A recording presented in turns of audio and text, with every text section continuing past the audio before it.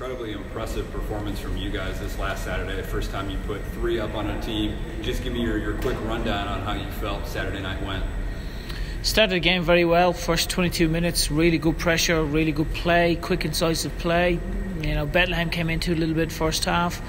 Second half, I thought we were a little bit sluggish and needed to be sharper. But all in all, pleased to get a very good win. And now we move on, and we've got a very tough game against Indy on Saturday. Up 3-1 going into the break. What was your message to the team? Did you feel like you had to keep them motivated, or were they, pretty much on the same page that they had to close this one out?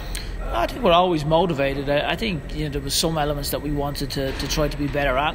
I still think we can be better at. I think that there's lots of room for improvement in those areas. But again, I've said it multiple times. The great thing about our guys is they want to get better. There's nobody coming in thinking they've got all the answers. There's a desperation for them to be solution orientated and to be the best that they can be, which is something we try to do every day.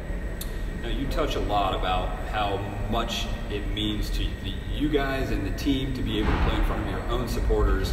How much do you think an atmosphere like Lucas Oil Stadium will influence their play this weekend?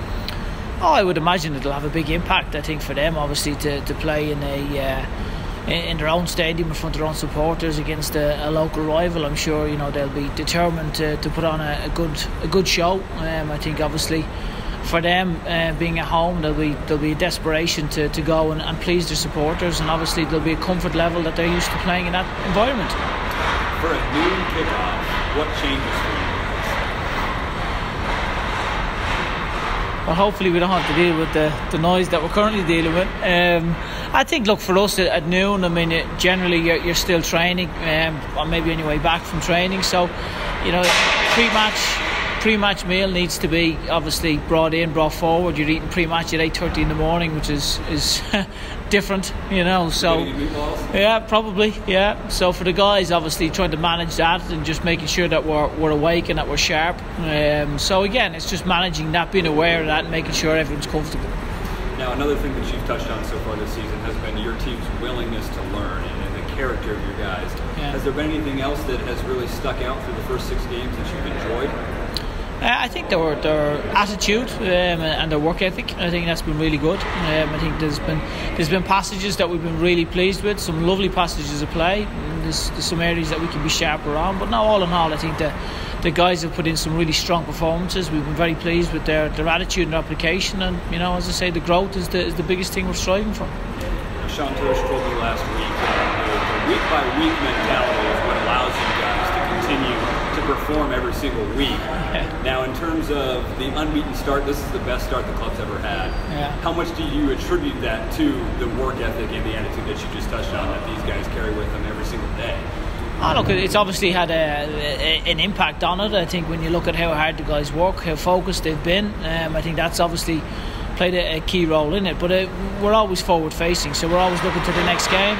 We're not necessarily looking backwards. We're always looking at the next game, which is Indy. So we need to get good weeks training into us and make sure we're prepped and ready to go for what will be a very tough game, because they've got really good players. Some players with MLS experience, coach with MLS experience. So they've obviously gone and garnered a lot of experience when they're in the technical staff and then also in their playing staff. So it'll be a big challenge for us. Now, is this your first meeting against Martin? Yes, it is, yeah. What all do you respect most about Martin? What sort of processes do you admire from afar for him?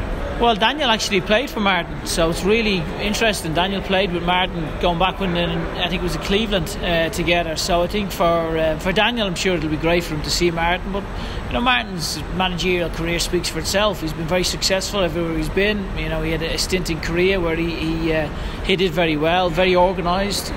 So very experienced coach. So now we're excited to go play against his Indy 11, and for Daniel, I'm sure it'll be nice to see him, and for me, it'll be nice to meet him. In terms of the playing surface, I know you touched on Atlanta. You prefer a much wider surface. What challenges are you anticipating Lucas Oil's the field presenting to you guys? Yeah, it's hard to say really. You look at the game film, you can't really see the turf looks as if it's a little bit dated. It's obviously built for a different sport.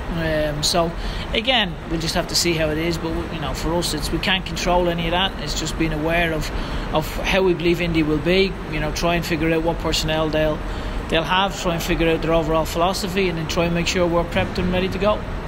Cameron Lancaster's second goal on Saturday night put him into a tie for second all-time in the LouCity scoring charts. Just touch on a little bit his experience and what he brings to your team when he leads the line. I think, look, Cameron's a very experienced soccer player. I think when you look at his younger years, his youth, I mean, he's still a young man now, but when you look at the academy system he came up through, it's probably one of the best in the UK, at Tottenham.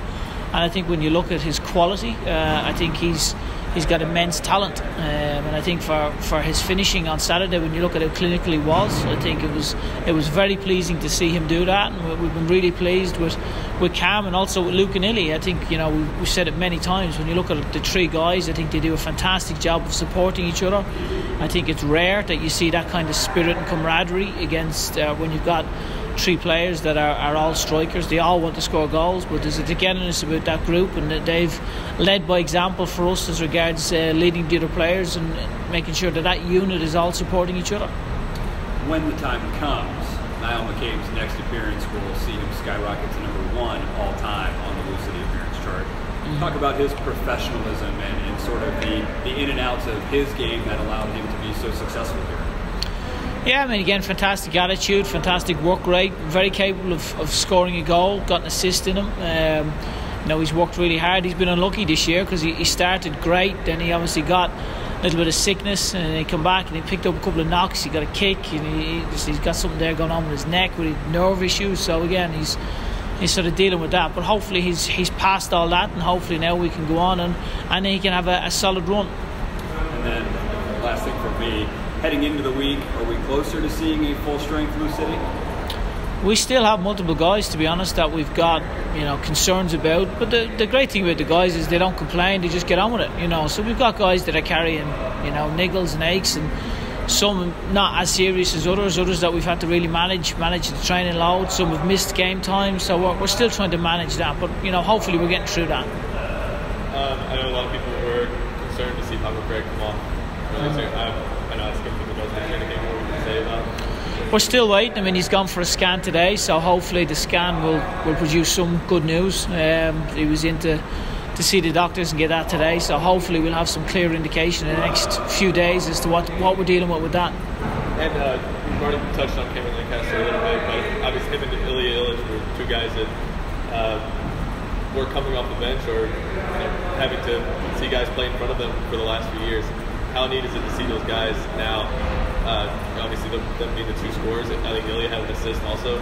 How neat is it to see those guys?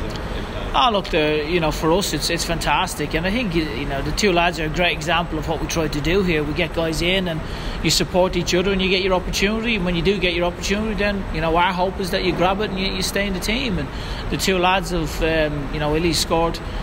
Cam scored. Illy came on and really impacted the game a couple of weeks ago. So I think when you look at the form both of the guys are in, it's really great. But also when you look at their overall attitude and application and mentality, we've been really pleased with that. So long may that continue. What does it say about the system? I mean, there was, you know, since the team's inception, like, it's been nothing but success, and it's been with different guys leaving, coming back, and now once again top of the table in the Eastern Conference.